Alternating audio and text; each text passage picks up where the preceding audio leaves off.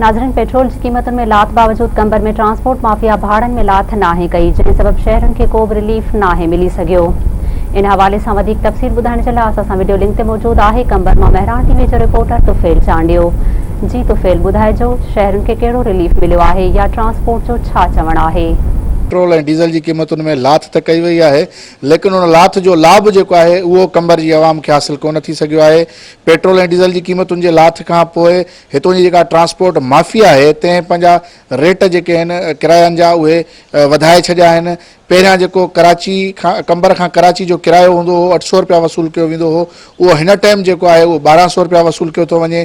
कंबर खां हैदराबाद ताईं पहिरियां किरायो जेको आहे उहो 500 रुपया वसूल कयो वेंदो हो, जेको हिन टाइम 800 रुपया वसूल कयो थो वञे। ऐं तव्हांखे ॿुधाईंदा हलूं त लाड़काणो जेको कंबर खां सिर्फ़ु 20 किलोमीटर जे मुफ़ासिले ते आहे, उन जो किरायो हिन टाइम 60 रुपया वसूल कयो थो वञे।